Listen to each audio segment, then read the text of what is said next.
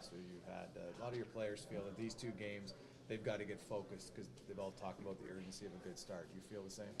Well, I would have preferred them to be saying that a week ago. But if that's the approach they're taking, then they better grab it by the horns here and make sure they're focused.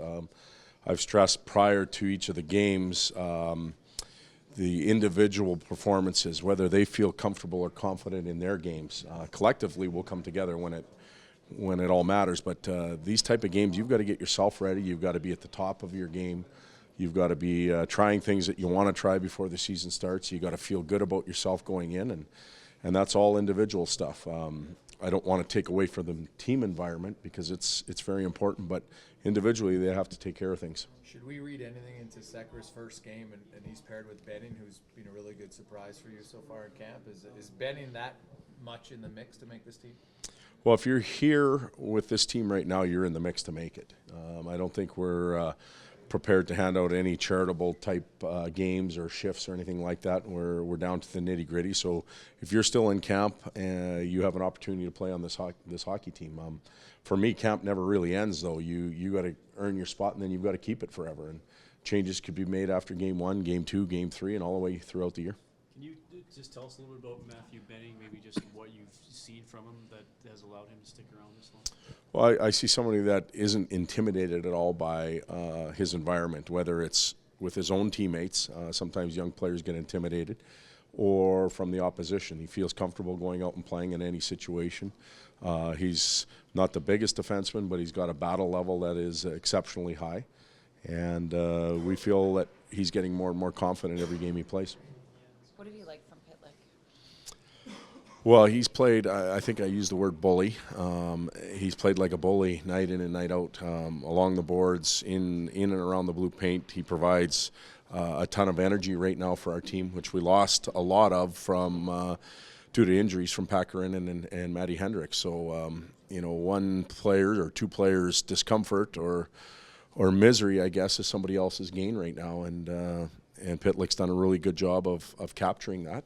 We hope that he can continue and have an impact. Does he look like a guy that he's like, okay, enough already, I was drafted 7 years ago, it's about time to make that leap? Well, he does, and it's nice to see somebody take charge of his own game and have that responsibility and have an impact. And there's others that have gone through, not only here in Edmonton but throughout the league, that get to that 6 or 7 year point and maybe don't believe it'll ever happen for them. But Pitlick's a prime example. If you keep your nose to the grindstone, good things can happen. We still got to make some decisions moving forward, but he's had a good camp. Todd, Winnipeg's power play, I know it's only preseason, but it's like 9 for 21. It's on fire regardless of who they play.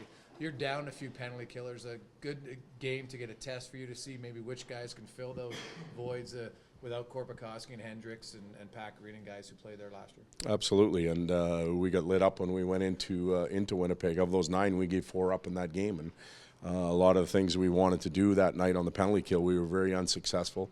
We were out of position, and I thought we fixed it somewhat over the last 2 nights, but we'll get challenged tonight. They're a confident group right now. They have some veterans that are playing in those positions that have played there before, and obviously it's clicking for them, so it'll be a good test for us. How important, if any, is your top 4, your 2 forwards? Do you like having a right-lefty combination on the penalty kill? Well, I think any time you can have a righty and a lefty in on lines and pairs and that type of stuff, it's an advantage. It's tough to get pucks off the walls now, and you're stronger in one area whether you're righty or lefty, and it's nice to have that. Face-off wise, it's really nice to have as well, but sometimes you don't have the luxury. We're a prime example as an organization on the blue line, where we have some lefties that have to play on the right side, and it does affect their game, and they're not always as polished over there as they normally would be. Why could a left shot defenseman play right side and a right shot defenseman almost never play the left side? I don't know. It's a good question. Haven't thought of it. I don't necessarily see it but I don't see it that way, so I don't know. I can't answer that. Lefties are more than willing to say, okay, I'll put a shot on the right shot guy. Yeah, well, that usually happens when you only have one righty on the team and guys want to play and they're all lefties. They're willing to go over there. So sometimes it's you know, in our case, it's a bunch of lefties that want to play in the NHL, and put me over there, coach. It's fine, but you know, I don't necessarily see it that way. Trying to think of D-men in the past that have played their offhands and haven't had any trouble. Cronwell and Lidstrom played together, and I guess that's a lefty over there as well. So, don't know.